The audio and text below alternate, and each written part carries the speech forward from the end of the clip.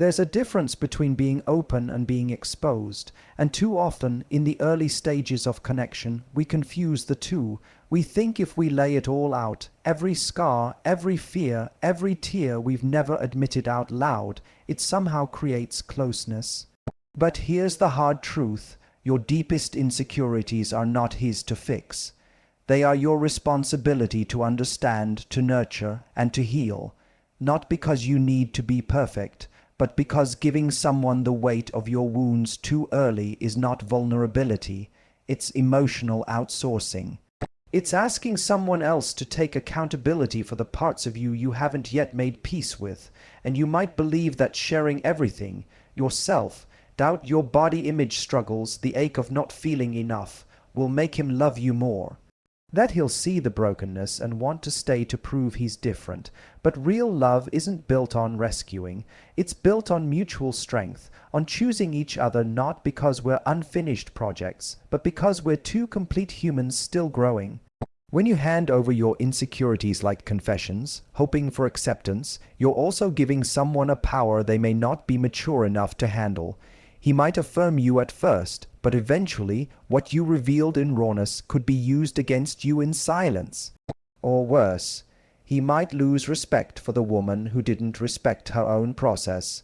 Healing is personal, and healing doesn't mean hiding. It means knowing when to speak and who's earned the right to hear. You're not a burden, you're not too much, but some truths need time. They need roots before they bloom. Your fears, your emotional bruises, your trauma, that's sacred ground, and sacred ground is protected, not advertised. When you carry yourself like you're whole, even if you're still working on believing it, you set a tone. You draw in men who aren't just interested in your pain, but inspired by your power. Because here's the thing: a man who's worth your softness will never need to be baited by your brokenness. He'll love the layers of you without needing to see the most fragile ones on day one. And when the time comes that you do choose to share, he'll be honored by your trust, not overwhelmed by your dependence. So don't hand your heart over wrapped in apologies and disclaimers. Don't speak from wounds that are still bleeding just to feel seen. You deserve to be seen in your strength first, not your survival. The man who's meant for you doesn't need to witness your darkest moments to decide if you're worthy. You already are, and your healing, that's yours. That's where your power begins. Your past is not a test you need to pass to be loved. It's not an application you need to submit on the first date, and it's definitely not a tool to force intimacy where trust hasn't had the time to grow. Too many women confuse honesty with obligation, believing that if they don't lay out every heartbreak, every mistake, every moment they wish they could undo, they're somehow being dishonest.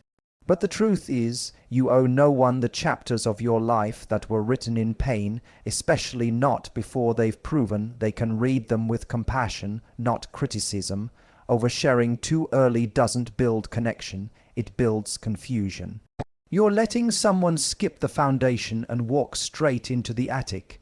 You think you're being real, but what you're really doing is rushing vulnerability, trying to fast forward trust, and that's not fair to you or to him. He doesn't know your journey.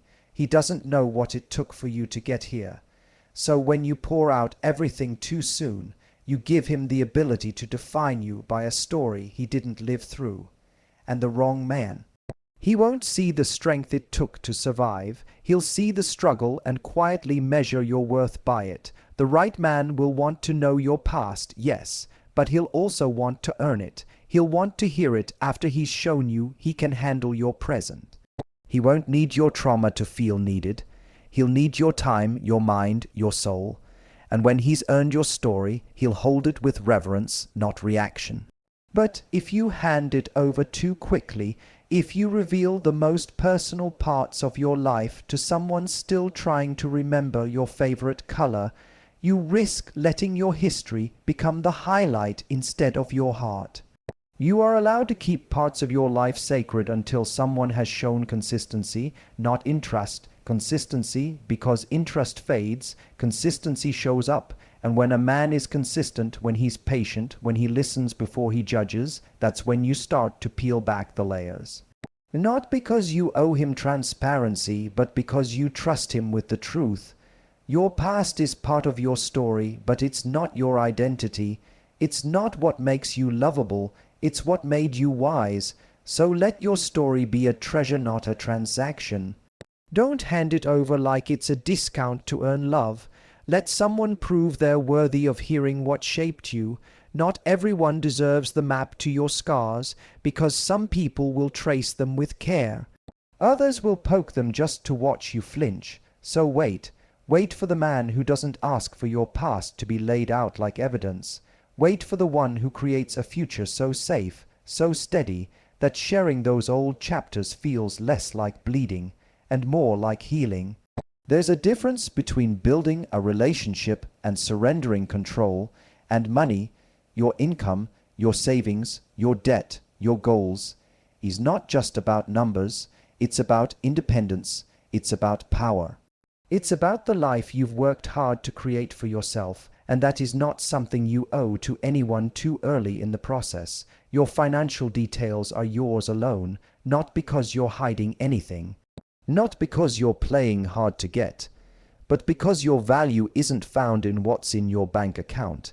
It's found in how you carry yourself, how you dream, how you lead your life. And let's be honest, sharing the intimate details of your finances with a man who hasn't earned your trust doesn't build connection. It creates imbalance. Suddenly, your worth is being seen through the lens of what you have or don't have. Whether you're thriving or in transition, wealthy or rebuilding, when you expose your financial life too soon, you open yourself up to being judged, measured, or even manipulated, because unfortunately, not every man sees money as neutral. Some see it as leverage, some see it as threat, some see it as opportunity, and not the kind that's good for you. You don't owe a man your spreadsheet, not in the beginning, not when you're just getting to know who he is behind the charm. You owe yourself financial boundaries that protect your future from premature vulnerability. Whether you earn six figures or you're just getting on your feet again, what matters most is that you're responsible, that you're learning, that you're building your own version of success. That's not something you need to report like a resume, it's something you live through your integrity. There is a version of intimacy that gets it, that doesn't ask, how much do you make, but instead asks, what are your dreams? A man like that, he respects your hustle. He doesn't need to count your coins to know you're a queen. But before you share your finances, your goals, or your setbacks, wait. Wait until the relationship shows you it's real. Not rushed, not performative, not emotionally manipulative, real, rooted, stable. Then you can share, not to prove anything, but to build something together. Financial privacy is not secrecy, it's wisdom. It's discernment, and it's the understanding that your security is part of your self-worth. No one should have access to your resources if they haven't shown responsibility with your emotions. And no one should get to weigh your value based on your financial status instead of your character. So protect that. Protect the abundance you're building, whether it's large or still small. Because the woman who understands the power of financial independence never hands it over lightly. She knows that love isn't proven by exposure, it's proven by trust, by time, and by how a man respects what you choose not to say. There's something powerful about moving in silence, not secrecy, not deception. Just intentional privacy, because your next move, your plan, your vision, your pivot, is not a performance. It's not something that needs applause before it's even begun, and yet we're so tempted to share. To tell him what we're building, where we're going, what we're plotting. We want to impress. We want him to know we're ambitious. But here's the truth. You don't need to narrate your evolution to be seen as powerful. Power, real power, is quiet. It doesn't shout, it shows. When you broadcast your next move too early, you open yourself to energy that may not align with where you're heading. You invite opinions, projections, even subtle sabotage from someone who hasn't even earned a permanent place in your life yet. And sometimes it's not intentional harm. Sometimes it's just doubt wrapped in casual comments. Are you sure you can pull that off? That sounds risky. Why don't you wait a little? Suddenly you're second, guessing what felt like divine alignment just because someone else couldn't see the vision that was never theirs to begin with. And even worse, some men will use your ambition as a roadmap, not to support you, but to strategically insert themselves into your path. They'll shift into what they think you want. They'll mirror your hustle.